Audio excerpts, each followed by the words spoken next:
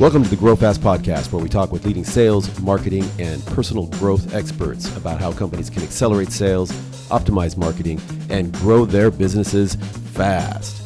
Let's go. Hey, Victor. How are you? I'm doing good. Mark, yourself? Pretty good, pretty good.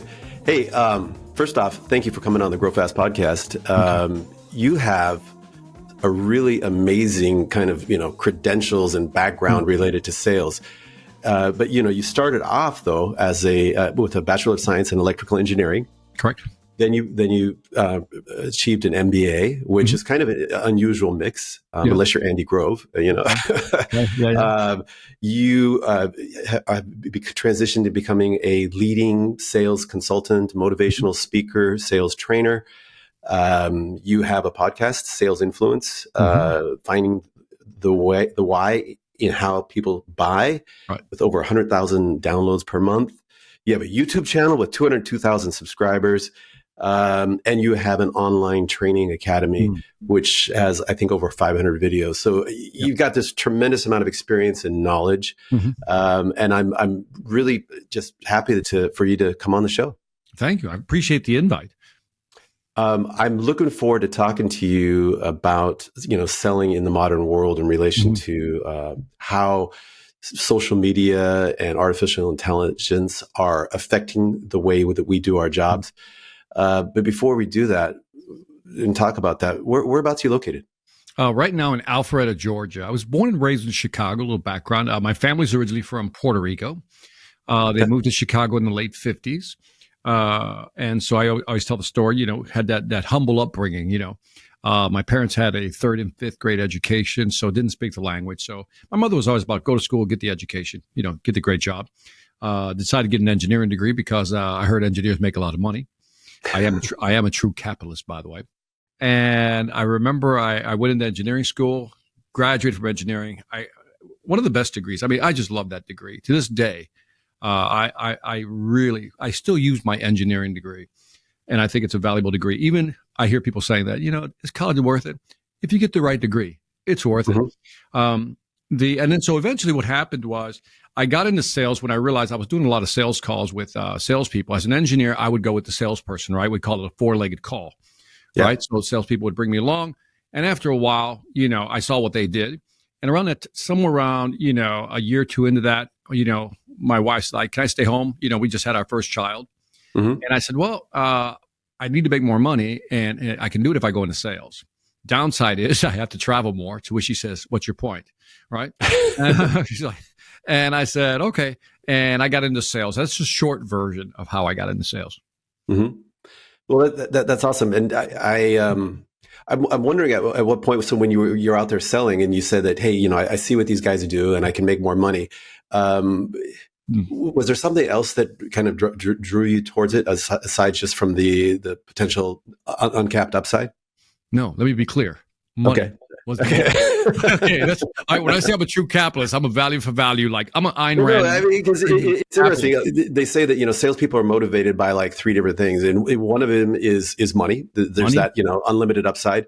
The other is recognition. Like, hey, look, everybody, look what I did. And the other one is the kind of autonomy. I can kind of go out and make my own. Yeah. Yes, I think the autonomy is big. Something we don't talk about often is that as a salesperson, you're like a walking business unit with your own P&L center.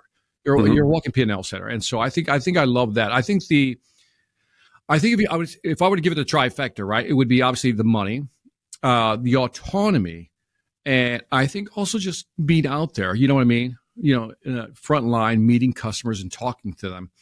Those 3 things really made sales very pleasurable. If I can add a 4th one, the travel was also kind of cool because as a kid, obviously your wife was a fan of that. So hey. She's a fan of that. And so, but there was a moment though, Mark. Here was the moment.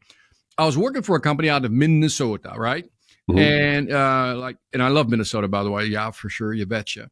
And so we were living there 10 years. I'm working for a company. It's called E.F. Johnson. It's a wireless company. I was the application engineer. I just designed a large wireless system. We were presenting it to Iowa State Power and Gas. Long story short, we won the deal. Sales guy calls me up and says, dude, Victor, they accepted your system design. We won the deal, right? And I forgot what the number was. I think it was like a $5 million deal, right? Big deal. And so I remember the sales guy took me out And after that, he brought me back, took me out to dinner, steak dinner, like steak lunch rather. He's just like, whatever you want, Victor, you order it.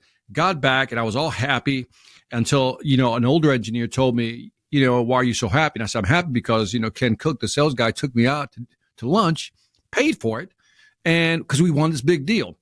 And then he says, well, how much do you think you spent on you? I said, easily about $50 at the time. And he says, well, how much do you think he's going to make a commission off of your design? I go, I don't know. He goes like, well, I don't know. He goes, well, first phase, you'll probably make about, X percent, maybe like $50,000. I hope you enjoyed your lunch. And he walked away. And like, what the hell? He was like, what the hell, Mark? Thanks for bursting my bubble, man. I was all happy. I got a steak lunch, man. Yeah, I was like, yeah, floating. And it's like, that dream killer showed up. But that was like one of those moments that you go, these guys make a lot of money. And then I talked to other salespeople and I figured out what they were making. And I go, you know what? Even though I got an engineering degree, I've always been not always, but, I have a highly sociable personality. And so I said, you know what? I think I can do this.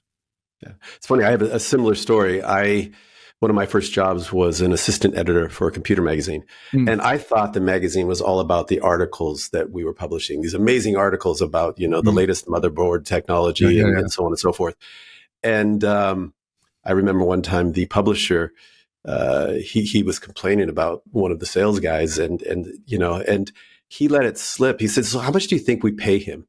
And I said, I don't know. And I was thinking it can't be as much as like the assistant editor, right? Because it's all about the words and and I had no idea how the advertising game worked back then. And then, it turned out that guy was making 4 times what I was making. And the light bulb went on for me. And I was like, wait a minute. So he goes out to customers and talks to them, which is what I do. I go out to customers and talk to them and I write a story and he sells them an ad. I think I can do that, man. And that's what I started doing. Yeah. Everybody has their sales moment of realization. It's a light bulb came on. Hey, I do, like I said, I want to talk to you about, social media and AI in selling and stuff. But let's start from the beginning. You've worked in sales and you've met thousands of salespeople all around the world. If somebody was thinking about going into sales, or if you were running a small business and you had to hire salespeople, what would be some of the key attributes you'd either look for in yourself or for the people that you were going to hire in terms of like, these are indicators of success in sales? That's such a tough question. I always, when I get that question specifically, I always, Mark Roberge wrote a book called The Sales Acceleration Formula. And he founded HubSpot. And there is no better book that I've read on selling, and I've read a lot of books, that I would recommend when it comes to figuring out what is the personality / characteristics of the best. Nobody has really laid it out like he has. And I would defer to him because I can't one up that one. I will give you some of the things I strongly agreed with him on in his process. And it's really good. If you're hiring people, you want to read this book. It's worth every penny. The thing is, will is a big one. We always talk about skill and will, right? We've all heard that, right? The phrase is you hire for will and you train for skill. And I'm always like, these little cute sayings, I'm always like, let's put a little asterisk on that. If it's a simple sale, I would say I would agree with that. Just hire for will, and then we can train them on the skill.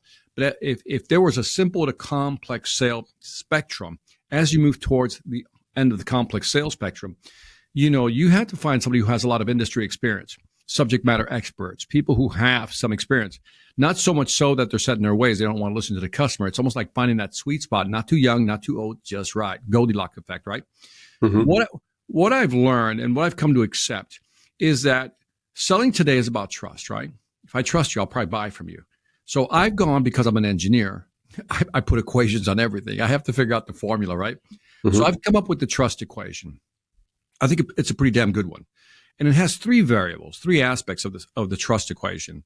The first thing the customer wants to say is, you want to do with a customer is to take their point of view, the empathy piece, like understand their business, understand your struggles. So for example, if you're having a sales performance problem, well, walk me through what you're having problems with. Where are they not closing? Where are they falling apart? Where are they not following through? I need to understand that, right? I'm talking about, like, for example, when customers come to me and they go, Victor, I need sales training. I always say, well, let's walk through it. Tell me the POV. What are you struggling with? Why? Who, what, where, and why? The second part of that trust equation, the plus sign, is you have to be a subject matter expert. In other words, you have to know your domain. Like, I study sales. I've studied every orifice of sales there is. You know what I mean? And literally, there's like, you can't shock me too much. I mean, so I know sales. I know human beings, and I know salespeople. I know their habits. I know what they like to do and their tendencies, their biases, whatever. And I get that. I have to transmit that to my customer. I understand you, first step. Second, here's what I know. And then the third part, I think, is always the most important, but very subtle, is that as I'm talking to you, I want to keep your best interest in mind. Mm-hmm. Now, in other words, let's say you're showing concern about budget, then I'm going to keep your best interest in mind. Let's figure out a way to work with your budget. If it's speed to value, look, Victor, we need to wrap them up quick. Okay, I'm going to keep your best interest in mind. Here's what I'm going to suggest. And so I think those three things kind of play together. If I understand you, I'm a subject matter expert, and I'm looking out for your best interest. That, to me, is the ultimate level of trust that you can develop with a customer. Just saying, you got to build trust always sounds hollow to me. What does that mean? Take their point of view, be the subject matter expert, keep their best interest in mind when you put a proposal in front of them. I totally agree with all of that. And I would say, in fact, it's funny. I read Jordan Belfort's book, The Wolf of Wall Street, about, and he had a process called the straight line sales. Yep. And he was primarily doing B2C. They were selling, investment advice, but it was the same thing. Nobody's going to buy from you if they don't trust you. Right. And how do you just develop trust? They have to, one, trust the organization that you're representing, and they have to trust you, which means you have to be relevant and bring something to the table, some subject matter expertise, right? And if they don't trust either your organization and they don't believe that you're an expert, then they're not going to talk to you, right? I agree. B2B, maybe there's some other factors involved. The thing with trust, though, is it takes time. If you think about personal relationships, I got to get to know you. You've got to prove yourself. You mentioned a couple things there that can help accelerate that. Are there anything else? Is there anything else you can do to kind of accelerate that trust building process? I'm going to gently disagree with your premise. Okay, please. That you need a lot of time to build trust, and I'll give you a perfect example. I didn't say a lot of time. Okay, I said it takes time. Takes time. Okay. Yeah. Okay. And so we can argue what that take times mean, because it depends on the industry, right? And you're right. As you move down the complexity spectrum, you need more time. But here's what I've noticed. And I'll give you an example. I'll give you a B2C example. We were going to buy a roof for the house, right? Just replace the roof. And I'm like kind of that, I don't know, type C, not very detailed oriented. Like, I will never build a rocket, because I'd be like, 80% good enough. If we missed, what's the big deal? My wife, on the other hand, is like crossing T's, dotting I's all the way through. If she looks at something, I mean, if she wants to like put up a roof or something, or get a new roof, she will go down the shingle rabbit hole, right? She'll go down through what's it going to do to rip it up, what type of tarp you have to lay underneath, whatever it may be, right? She'll go through that whole thing. And so sure enough, sales guy comes over, the first one we called on, and, he tries to be like, hey, I'm like, dude, don't be hey around here. And he keeps looking at Mark. He keeps looking at me, right? And not looking at my wife. And I'm doing this. I'm actually, if you're listening to this, I'm just staring at my wife, so he would look at my wife and not me. Right. I said, I'm almost saying, dude, don't look at me. Look at her. This is the center of influence right here. It's not me. Yeah. He just didn't get it. And my wife would ask him questions, like really tough questions, and he couldn't answer them. Like, if he did answer them, they were half-ass answers, and then she'd follow up because she's good with the follow questions. So are you saying? And I'm going, oh, dude, she's trapping you. Don't do it. And you should have videotaped that as a trading thing, man. Of what not to do. And then you can hear him mentally backpedaling. He goes, well, that's not what I discovered. Here's what I found. And then she would just, and it was just, I felt bad for the guy, because it was like he was getting skewered, death by 100,000 cuts right in front of me. And I'm like, this doesn't go well. She goes, well, okay. Well, let us think about it, and we'll get back to you, which means no, right? Yeah. Second guy comes over, and this guy, older guy, right, got the blue jeans, the flannel shirt. He comes over and, introduces himself. He says, hey, let me do a walk around, and then we can talk. So sure. Does a walk around, comes back to talk to us, right? Man, I think he just basically, if there was arm wrestling going on, it was over like in 10 minutes. Because no matter what my wife threw, threw at him within 10 minutes time. She was like just firing at it. Goes, well, you could do that, but here's what you need to consider. Here's what you need to think about. Have you thought of this? Have you thought of that? No, if you want to spend the money, you can do it here, but here's where I would invest the money. Instead of doing this shingles, you want to put some ridge vents up here, work on these soffits, do this. Here's why. And he would describe airflows. And I'm like, oh my God. And I was just like watching this. Well, it was over.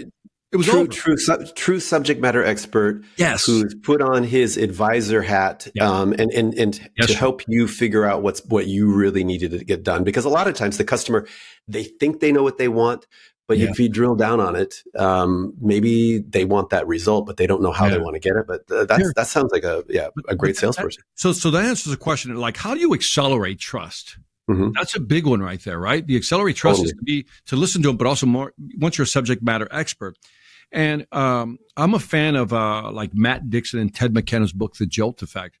Yep. And have you read that book? Because it's an interesting book. Okay, so if you remember in there's a company called Tether that looked at 2.5 million calls. They analyzed 2.5 million calls to figure out what the best of the best do. And there were two things that came out of that data. One was that customers lacked the confidence to make a buying decision, right? They lack the confidence. They're looking for you to kind of tell them, and they talk about advocacy mode. Advocacy, here's what I would recommend, which is counterintuitive to what we've been taught. Like, well, listen to the customer, let them guide you in terms of what they want. No, that's not what today's customers want. What's happening in the market, you know this already, Mark, is customers are so overwhelmed by choices. They're looking for a subject matter expert to help them, guide them, to help them make that buying decision. And the key phrase is to give them the confidence to pull the trigger. So that's what our job is.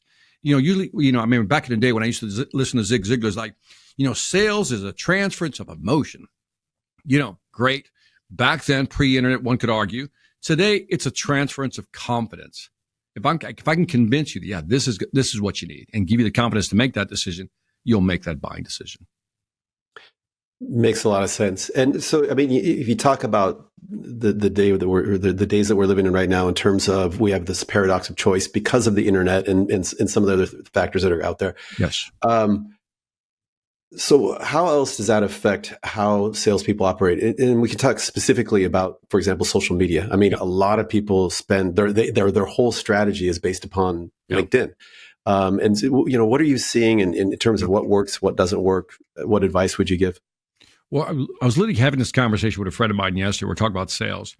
And I've been like screaming for a long time. It's like, people are hiding behind the tools. They're tech nuts, right? And year after year, like literally pre-pandemic, even to today, let's say pre-pandemic, they used on average 3 tools in the tech stack, right? Now today they have 7 to 10, depending on the company, right? Yet, with all these sales enablement tools, they're still only spending a third of their time in actual sales activities. The number hasn't changed. Like a third of their time is spent on sales activity. The other is spent on research, administrative work, whatever it may be. And I'm like, is anybody questioning this insanity that we're dumping tens of millions of dollars into sales enablement tools, but we're not moving the needle on, in other words, expanding how much time they're spending with the customer? I hypothesize, Mark, so I put it that way because I'm not sure, but here's what my finger to the wind says. We have a generation, especially the last 2 generations, that have grown up with computers, social media, and devices, right? Like Droids or iPhones. And it's much easier to send text, send an email than to pick up the phone and actually call. Now, I'm not going to be that old guy going, oh, you got to pick up the phone and call. I'm not saying that because every domain has its way of approaching it. What channel do you want to use or what mix of channels? But I think we've become afraid of contacting people. And it's amazing how many times I pick up the phone, call somebody, and they actually answer, right? Yeah. And this whole thing about cold calling doesn't work. I'm like, dude, don't say that. You're preaching to the choir here. My mantra has always been get the meeting, get the meeting, get the meeting. Yeah. COVID threw a kind of a monkey wrench into that for a little while, but you're right. The younger generations often will consider, texting is okay, but if a call is considered to be aggressive, and I'm like, okay, that's fine. If you've got another way to get the meeting, if you've got another way to make the sale, but if you don't, you know, what are you going to do? Because you can spend your whole life doing quote unquote research, and you can be working on your LinkedIn profile and your community. But if you're not getting the results, what else are you going to do?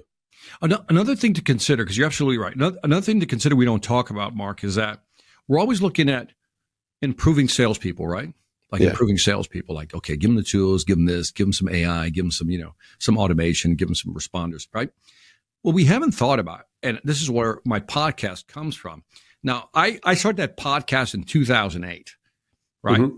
So, and even then I was saying, finding the why in how people buy. Because it's not how you sell, it's how they buy. This is what's really changing. So, when you highlight the fact that, what's changing, social media, I would pull back even further and just say the internet changed everything. Because if you look at the history of sales now, it's going to be pre-internet, post-internet. I would argue also you're going to have a third space now called pre-AI and post-AI, right? But let's just stay with pre-internet, post-internet. Pre-internet, customers didn't have a lot of information. Post-internet, they have a lot of information. Some will say they're 70, 80, 90, 95% into the buying cycle, which means they're well informed. And so all these old sales strategies, these sales pitches simply don't work anymore. You pointed out already one of them, the whole ABC, always be closing, trying to pressure people. It's not working. And I forgot what study, I think it's a Gartner study so in the Gartner study, and they looked at B2B executives, and I believe the number is 76% of B2B executives, decision makers, don't want to talk to a salesperson. They want to have a sales rep-less experience. And I think what's happening, Mark, is that number's moving further and further up. In other words, people are saying, I don't want to deal with this because every time I deal with a salesperson, they're like an unknown. I don't know what they know or don't know. Am I really talking to a subject matter expert? And this is a perfect transition into why I think AI is going to be a big deal, like bigger than most people imagine. And I'm getting pushback from everybody. Like, Victor, you're a sales trainer. How can you say that the sales profession, the modern day way of selling, is in jeopardy? Oh, it's in peril, all right, because of what's coming. Well, and so more and more, we're going to enable now buyers with more tools and more power to make a decision by themselves. Less and less will you need salespeople. Okay, so what does that look like for me as a salesperson, and how can I be effective in that environment? And then what does that look like for the customer? Well, it's a tough question to answer, right? Because we don't know how fast this is going to accelerate. I think it's coming pretty quickly. Like right now, people are like, well, Victor, these chatbots, the voices, I can tell it's a robot. To which I remind them, the internet was around 15 years. Then when Netscape came out, that was that was an ugly browser. Yeah. But that was just the first version of it. So what we're seeing now is AI in its nascent stage, right? And we're making judgments on that. You fast forward this 3 years, game changer, because this is not a linear growth, it's exponential growth. And so let's look at what's going to happen is that if we go on the spectrum of simple to complex, right? Simple sale, complex sale, almost like a Pac-Man, starting on the simple side, the AI is going to quacka, start gobbling up all the simple sales. And we see it happening already. When you go on Amazon, do you talk to a salesperson? No. When you go to a website to buy, let's say, a shirt, even a suit today, do you talk to a salesperson? No. Right? And the technology is going to advance. Now, let's go all the way to the other extreme, like complex network designs. You're still going to need somebody to talk to just to kind of confirm, because that's a big investment. And I don't know where that. I was going to say roofs, but Yeah. Oh, by the way, so we can. So if you look at sales, right, that's the spectrum. But here's what's interesting, and I'm glad you highlight this because there are exceptions, especially within the residential industry. Mm-hmm. So when I look at, let's say, commodities, obviously going to be AI'd out. If I have to buy software packages today, guess what? If they're simple software packages, I can go buy them myself. Don't need a salesperson. If it gets complex, I need a salesperson. So again, complex sale in the B2B enterprise, you're going to need salespeople, trusted advisor, consultative selling type of salespeople. But you highlight something that's really important, is that when you look at residential sales in general, roofing, plumbing, windows, landscaping, HVAC, so forth and so on, pools, right? That stuff's not going to be AI'd out. Yeah. But I would argue that I won't need as many people to support that function anymore. So for example, I'll now be able to go to a website design my pool, right? Because I have the technology. It's happening already. And so design the pool, move things around, and then all of a sudden I can get a bill of material price and maybe even qualify for financing. Now, I'll still want to talk to somebody about this pool design, but I'll start doing it myself. So now, instead of having, I'll say 10 people on staff, maybe you just need 3 or 4 people. That's it. I'm saying that even though it won't impact salespeople on one side, in other words, in the roofing industry, again, we still need people to get up on the roof. Robots can't do that. Yeah. We still need somebody to come into the house and actually close the deal. Robots really can't do that because, again, customers want to talk to people today. But if you look at the operations side of it, the administrative side of it, AI is going to gobble a lot of those jobs up. Yeah, I would say, like, now that we're on the topic of residential, I would say like most of your trades are fairly insulated or protected from the from AI. So those jobs are not going to go away. On the sales side. Yeah. You're still going to need your plumber to come out and, and replace the toilet or whatever. Can I give you an example how it might affect them on the operations side? Sure. Because I did this presentation. I think you'll find this fascinating. I think the audience will find this fascinating. So there's a website that was developed by Andrew Ng, which is the founder of Coursera, right? Yeah. And it's called Landing Lens. I think if you go to landing.ai, you'll see what I'm talking about. Let me give you a physical example, as you say, in the trades on the residential side. So let's say I'm a window manufacturing company. Here's how I can use Landing Lens. What it is a visual recognition AI system. Here's how I can train it. I did it myself. It takes literally minutes to train an AI machine, which in and of itself is incredible. Here's what I do. Let's say I have a window company and I got all these returns of windows that have broken seals, whatever they may be, right? Frames cracked, whatever it may be. What I do is I take pictures of all these windows that come in, right? Let's say I have that inventory of windows, pictures, right? All I do is go to landing.ai.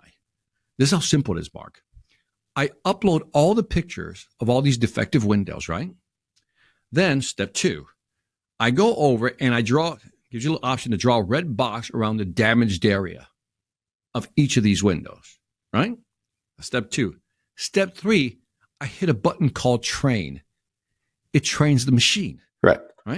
And then it's ready to predict. Here's what you then do. Mark, I'm a window company. You call up, right? You go into my chat bot. You go, hey, one of my window has a broken seal. I want to replace it. I'm almost sure I'm under warranty, blah, blah, blah, right? The machine will now say, can you send me a picture of the window or point your webcam at it? Right. You will do that, and it will look at it, and it will be able to make a decision. Yep, that's a broken window. It'll then access your record. It says, yes, it's still under warranty. It'll then access the calendar for the technician. Says, yes, we have these dates available. Would you like to confirm? Yes. Okay, confirm that date. Automatically sends you an email. No person required. Yeah. But somebody's going to have to come out and install it. So, but that front end work, that operational element, and I would argue that for a lot of the trades, the sales element has radically changed over the last 10, 15 years anyway, because of the internet. Because if I go in and type plumber, right, I'm going to get these aggregate sites, or their lead aggregation sites, where I'll put in and they'll send somebody out. But it's just somebody who subscribes to get leads from these sites, right? So most of these, tradespeople out here have already kind of outsourced their sales. They're not out going doing bids unless they're larger organizations, right? Most of the smaller ones, you had a couple roofing companies come out, but how did they actually find out? How did your wife find them? Are they building their own websites? Are they going and doing outbound marketing? No, typically most of them are using something already online. And so I could see the sales element of that totally being outsourced to AI applications. Maybe walking around, taking a picture of your roof, for example. And I mean, because I can take a picture of a tree and it'll tell me what kind of tree it is right now. There are apps for that. They're for different wildlife. It can listen to a bird and tell you what kind of bird it is. You can point it at the stars and it can tell you what constellation you're looking at. Why can't I take a picture of my roof? It can probably figure out the size and everything like that. And So I totally agree with you there. The pool industry uses, Google Earth. Yeah. To begin a design on the house. So I mean, they could pull that information and easily do that. So if there's a lesson to be learned here, it is if you're going to go into sales, probably want to go into something that's a little bit more complex. And especially if you have already have a subject matter that you're, a deep expert on, that's something that's going to kind of protect you for a while. Right. But I guess on the opposite side, if you're an organization that is selling something that's considered to be a commodity, whether it's a service or a product, you probably can leverage AI to kind of make your sales experience easier, I guess. Yeah, I think you can. So what can small companies do that maybe sell a commodity, right? And that is one of the things you're going to see is this growth, if not boom, in micro enterprises. Mm-hmm. In other words, what used to be 100 people can now be done with maybe 4 or 5. People forget that when Facebook was bought, it only had 13 people. It wasn't a big company. And so what's happening is all this technology is enabling us to do more with less people. Mm-hmm. My biggest concern is what, like Goldman Sachs predicts over, 100 million jobs will be lost over the next, 5, 10 years, something like that. Just an incredible number. I think it's 300 million actually. And so, I think that's what's coming. Okay. And so when I talk to salespeople today, they're asking me, well, Victor, where do I fit? It's hard for me to answer because it depends on the industry and how fast those efficiencies are going to move through the industry. In other words, AI, different technology. We know that the trades, and this is a stereotype, but I believe this to be true. They're never at the front end of implementing the latest and greatest technologies, right? They're always lagging, right? They're not the what's called that first wave in the distribution codes. They're not the innovators. Edge. Yeah, they're right at the beginning, right? You have the bleeding edge. Yeah. And so they take a while to kind of jump on, right? And early adopters, is that it? Early adopters, thank you. That's it. Way to go. That's the diffusion curve. And so, and these, most of these trades are, I'll just say, that industry, the residential, are usually like laggards, right? Yeah. They're not early adopters. And so I guess there's time for that to kind of shake out. I mean, none of us know where it's going. But I think to deny that the technology can't be used to create new efficiencies, reduce headcount. Totally agree with it. But I guess I'm looking for lessons learned here. And one of the lessons I'm taking away is if you're going to be in sales, do something on the more complicated, on the spectrum that's a little bit more complicated. Yeah. And so when you go in and you're providing training for organizations, you talked about the tools or the skills or the attributes needed to develop trust. What other kind of training skills do you work on? Yeah, I got to share this data point with you because I was blown away. This is a real data point. This is not like, something out of a study. So I was doing a presentation for a large company and it's a window company. And we were doing this Q&A session and this one franchisee stood up and I remember we were talking about her business. And I said, okay, so what percentage? Now I'm going to talk about referrals, specifically, how do you get more business in the pipeline? And I said, what's your referral rate? And she says, well, 26% of our business, something like that, 26%. It was 20 plus something, right? 26% of our business comes from referrals. I was like, dang, that's like a third, right? And I said, out of curiosity, what's your close rate? And she says, well, it's about 62. And I was like, holy buckets, that's pretty good, right? I said, how are you doing this year? And I thought she was going to give me a different number. It's going down. She goes, no, it's going up. We're at like 50 plus. I think it was like 54, 56. It was 50 plus % of our business is coming from referrals. I said, what's your close rate? And she goes, well, it's gotten better. It's about 85. It was 82, 85. And I'm thinking, oh my God, she just basically eliminated her cost of sales, right? And her profit margins have to be going up, shorter sales cycle. I highlight that because here's a person who's figured out that your existing customer base is where you want to play. And you could win there. You could dominate that. And for some time, there's still going to be some of that business out there. If you're waiting for leads to come in, that might be tougher. A lot of companies are struggling right now, Mark, they don't have the leads they had during the pandemic, especially in the trades, residential. Remember, during COVID, man, it was manna from heaven. Leads were coming in, long sales cycle, exaggerated price. Now it's flipped. Now it's a buyer's market. Not a lot of leads. And guess what? People are pulling back on their money. And so, I thought I'd highlight that dynamic because somebody might be listening and says, how do I grow my business? Well, how often do we focus in on referrals? I don't hear that conversation a lot. And so back to your question, that if you're in sales today, what can you do? You got to learn the technology, keep up with what's changing. I think that's number one. 2, you're right. On the spectrum of simple to complex, if it's a simple sale, you're going to be AI'd out. Okay. If it's complex, it's even better. What I don't know how to answer for people is like, well, what education should I pursue? and I'm usually lost. Well, but I mean, the referral thing is awesome. And I'm a huge proponent of always asking for referrals after, there's a certain time and certain way to do it. So we could agree that it's important. How would you coach salespeople to ask for referrals? When and how? The way this person did was really interesting is that once everything was installed, first of all, let's talk about how not to do it. Okay. Never ask for a referral when you just signed a contract and you haven't done anything.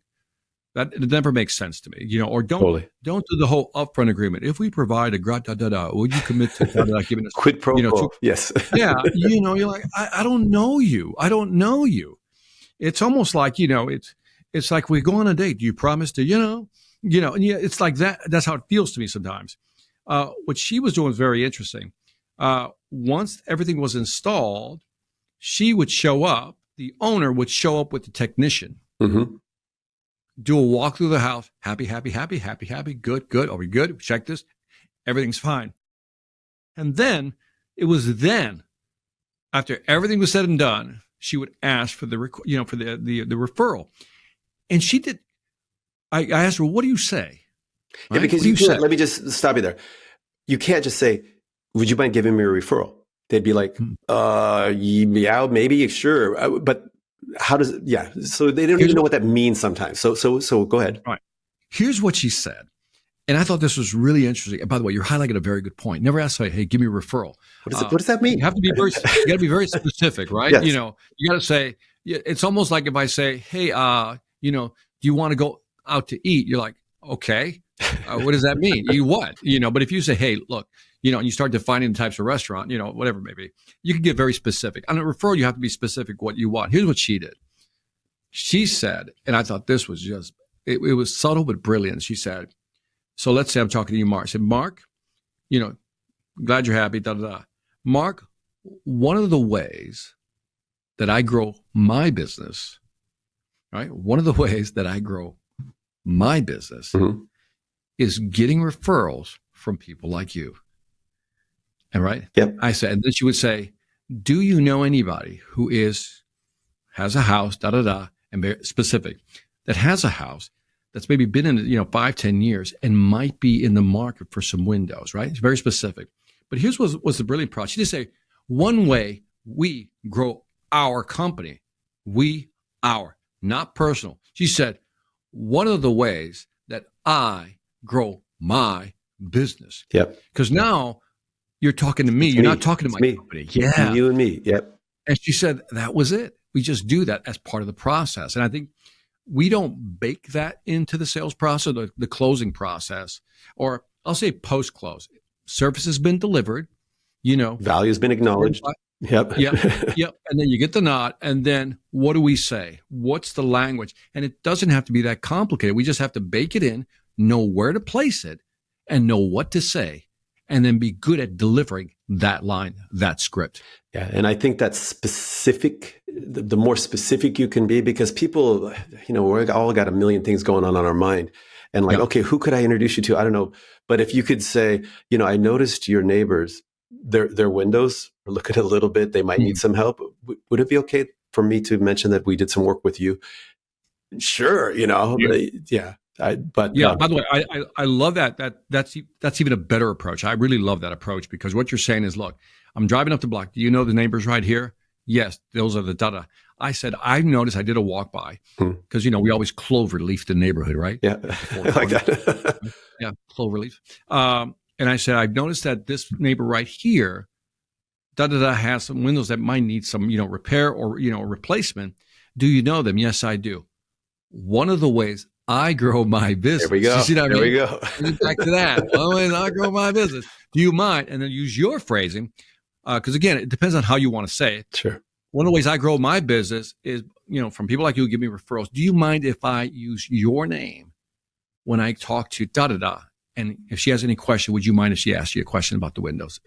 And I can guarantee you that if you do work on 2 homes in a given neighborhood, you're going to get more work too, because that network effect kicks in, man. Did you see what they were getting? What was that? Hey, how are they doing on your house? Oh, it's amazing, man. I love these people. Oh, Well, we do it, right? You and I are homeowners. We do it. Dude, how did that guy work out for you? I steal the contractors from all my neighbors all the time. Whenever they got somebody good, I'm over there like, hey, man. Hey. Yeah, I've had people, we just had some trees knocked down. Yeah. And neighbor comes over. He's like, it's almost like doing a drug deal. Look at me. I'm like, what? Yeah. What they do for you? Hey, I got to ask you, I know you do motivational speaking, and clearly you have a lot of energy. So I want to break that down. What do you do to kind of maintain your energy levels? And then also, what advice would you give to people who are struggling to stay motivated? Because sales, man, if you're not motivated, it can be a hard job. You're going to get beat up a lot, right? So you need the energy. So how do you keep it? And how do you stay motivated? Fear. No, I tell your wife's going to look at your paycheck. Yeah. She's going to look at the paycheck. Yeah. Like, what the hell? So Mark, I tell people this, and I think I'm like not being serious about this, but fear has always been a great motivator for me. Mm-hmm. So we didn't have a lot of money back then, and I remember when I was in high school, I was going to quit, not go to college, graduate from high school, not go to college. And my mother said to me, okay, if you quit, you have to go to work with your father at a factory he was working at. And it was like a little factory. Mm-hmm. And I'm like, I don't want to do that. I don't want to do that. Let's go to college. Right. And that's why I went to college. Mm-hmm. And so I joke about it to make money, but also the fear of going to the factory. Mm-hmm. I've been driven by fear in a positive way, because I think fear is a good thing. If you mentioned Andrew Grove, right? Yeah. Early on, you just kind of, in passing, you mentioned him, right? He was I think he was CEO of Intel, right? And he wrote the book, Only the Paranoid Survive, right? And so I've always lived with that mindset that, you know what I mean? I'm paranoid, but in a good way, not paranoid like a skittish rabbit. I'm just like, okay, we don't know what the market's going to do. I'm kind of old school in the sense like, all right, let's keep debt out of the picture. Let's not do that. Let's not try to impress anybody. Mm-hmm. Did you know that I have a television show, a reality TV show? I did not know that. Okay, so I have a man of many talents, right? What aren't you doing? What aren't you doing, Victor? And so I have a reality show. It's on. You can find it on like Hulu, Amazon. It's called Life or Debt. Oh, not debt. Yeah. Life or Debt. The guy that helped me or mentored me a bit on there was John Taffer, the guy that did Bar Rescue. Okay. So we were both on the Spike channel. So now the series, Spike was bought by Paramount, so you'll see it on the Paramount Network. If you have Paramount, it's on there. Grab it for free. And it has an 8.8 IMDb score, which is amazing. So the reason I bring this up, Mark, is because the show's all about this. And he found me online, by the way. That's another story. But the show's about this. My job is to help families who are struggling economically, financially, right? Mm-hmm. So what I do is I go and visit the family. I spend 5 days with them, a whole week, right? And I try to figure out what happened, how did it happen, and then how do we get out of this mess, right? Mm-hmm. And at the end of the week, I give them a blueprint. I give them resources, just like John Taffer does. He's got contractors. Well, I have lawyers, help you with bankruptcy, mortgage, HR if you need a better job. I had all the resources. So I give you all the tools and the resources when I leave at the end of 5 days. I come back in 90 days just to see how you're doing, right? Mm-hmm. And so that's the show. You'll see it in an episode. And by the way, it's not always roses. I'll just say this. By the 4th episode, they hired a bodyguard for me on set. Because every husband wanted to kick the living out of me, right? And so, and not all the endings are happy. They're not. But what was interesting, I bring this up because in there we talked about, this is pre-pandemic, right? It's 2018. And pre-inflation, 75% of American families live in paycheck to paycheck at the time. 75% of American families live in paycheck to paycheck. And so, when you've experienced poverty, you just don't want to go back. Not afraid of it. Been there, done that, just don't want to go back. That's the fear part, what motivates me. Here's why, this long answer to your question about motivation. If today you're not worried about having enough savings, you're a fool. If today you're worried about what people think about you and you're spending money for no reason, you're a fool. And by the way, if you want to be able to do those two things, spend money, live the lifestyle, live the vida loca, great. Go into sales, because in sales, you have the opportunity to make money. because you could, again, there's no cap if you find the right company, right? Mhm. As long as you can sell, you can make money. There is no limit to what you can make. And I bring this up because I'm motivated by not wanting to go back to what I used to know. And that's like, you know how something is so imprinted in you when you're young? I don't ever want to be here again. Yeah. And so that is the fear that motivates me. And Right. so that's been the benefit, I guess, of growing up a little bit underprivileged. And so now, dude, I'm so frugal, it would blow your mind. Like if I don't have to spend money on something, I just got rid of my Volvo. That's 22 years old. 22 years old. Yeah. Yeah. And people are like, can't you afford a new car? Oh, I can afford a new car. How many miles do you have on it? It had 235. I That's donated it to a it's one of those nonprofits where guys were guys off drugs and all that stuff. So it was cool.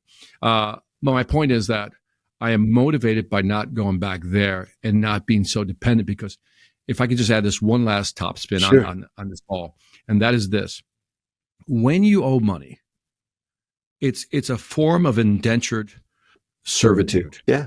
Right. And by that I mean is you can't make decisions objectively because you are subjectively tied to a debt. Totally. And the only way to untether yourself from that and be able to think for yourself and be who you want to be is to reduce your debt, if not eliminate it altogether. Totally agree with you. And by the way, it's a heck of a lot easier to save money than it is to make money, because the money you make gets taxed, and what you take home is a smaller percentage. Right. But what you just talked about, I mean, that mentality or philosophy used to be kind of prevalent for, I would say, my grandparents' generation, people who went through the Great Depression. They were emotionally and mentally deeply affected by living through that time. They were traumatized. Traumatized. That's the word. You were traumatized. So appreciative of some of the small things. When I grew up, if you had a single car garage, not a carport, but a real garage, that was like, oh my God, they've got a real garage, man. They've got a car to put in it and another car in the driveway, And you drive around now and people with that 3, 4, 5 car garages, and it's not even, they don't even put their cars in there because they got so much garbage in there. The debt thing, I think, my definition of hell would be to be working in a job that I didn't enjoy, commuting an hour each way to get there and back, working for a boss that I was afraid of, but I couldn't do anything because I was paralyzed with fear because I only had a month's worth of savings in the bank.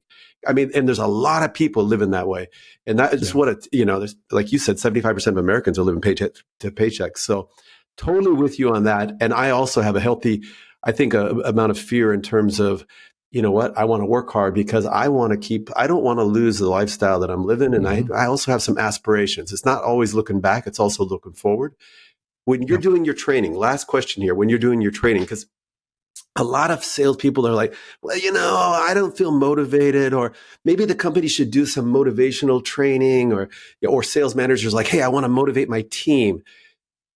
And I kind of feel, I'm old school. A lot of that motivation should come from inside. If it doesn't come from inside, if you don't want to be the best, I can't really convince you. Now, there are times that I can say, hey, man, you did an awesome job. Hey, everybody, let's give a round of applause to Victor here for what, he just, closed that huge deal.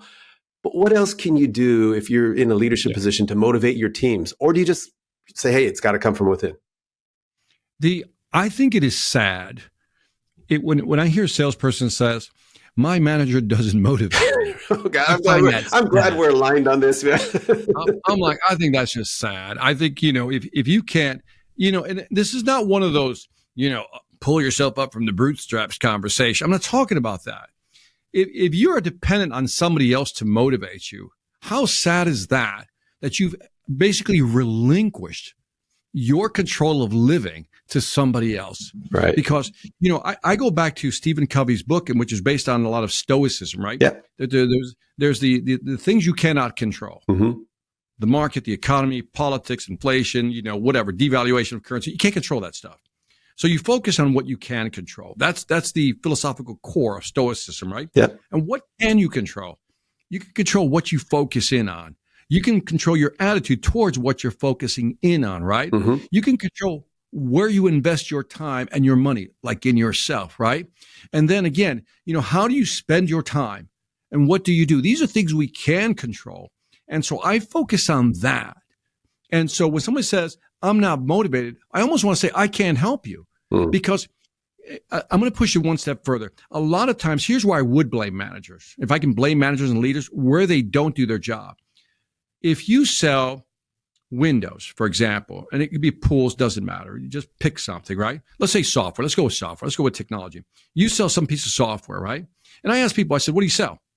And they go, didn't you see the software? I said, yeah, I sell the software, but what do you sell? And they go, the software, the features, the benefits, what it can, I said, well, what is that? And he goes, well, we sell value. I said, what's the value? And they go, what do you mean, what's the value? I said, what's the value of what you sell? For example, I sell sales training, right? Yeah. That's not value. Here's the value. Here's what I do for companies.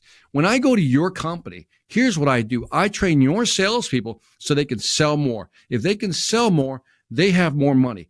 Each person has at least 2.5 people in their family. They can support their family to help them go to college. What I do is prop up your company, help you sell more so you can have more people, build your business, and have more people employed. That's the value I provide through my sales training. What? Okay, I'm motivated now. Yeah. But if I just say, I just train salespeople. No, I help salespeople survive and make money so they can help their families, send their kids to college, help the company grow, again, hire more people, and make this economy run. Man, that's how I contribute. In exchange, I expect you to pay me what I'm worth. That feels pretty good, and I will write the check, man. That's good. Yeah. And so some people, you go, I just sell roof. It's like that story about you've heard this cliche story, right? There's three different guys cleaning bricks, right? Mm-hmm. You've heard the story, right? The first one says, yes. Yeah. I thought everybody heard this one. Okay. So somebody goes up to the first guy, goes, what are you doing? So I'm cleaning bricks so we can reuse them. So, all right. And the other guy says, what are you doing? He says, well, I'm cleaning this brick so we can build this building. And the third guy says, what are you doing? Dude, we're building this church. This is where people are going to come to worship. This is where people are going to find salvation. This is where people are going to turn their lives around. That's what I'm doing when I'm cleaning this bricks. That's right? Awesome. That's like saying, that's my purpose. That's my mission. This is why we do what we do. And a lot of leaders don't do that. They don't explain value at that level to their people, to which they say, well, we just sell software. Well, if you sell software, then you've basically, if I can say it this way, Mark, they've commoditized the salesperson's brain because they didn't teach them the value of what they're really selling. Yeah. No, that's awesome. Yeah. Understand why you're doing it, Well, Victor, amazing conversation, and I'm sure we could rattle on here for several hours, given the chance. I mean, with all your experience and all the different activities, and probably there's some things like you have a TV show. I mean, who has a TV show, right? Or cable show? That's awesome. By the way, 11 episodes, by the way, so it's pretty cool. That's awesome. You should check it out. Yeah, you should watch it. You should watch it, Mark, and just get back to me. Just watch a couple episodes. I will. And if people want to reach out to you, is LinkedIn the best way to do that? I could put LinkedIn or just off of my website. So you go to victorantonio.com. victorantonio.com. You can do two things there. One is you can download some free books. I got one on the AI. I wrote the first book on AI and sales back in 2018, Sales Ex Machina. Also have something called the Sales Velocity Academy for anybody who wants continuing education. Check that out. But victorantonio.com is where you'll find me. Awesome. Hey, Victor, thank you so much for being on the Grow Fast podcast, and hope to cross paths with you one day soon. Thank you, Mark. It's been a pleasure, man. Cheers.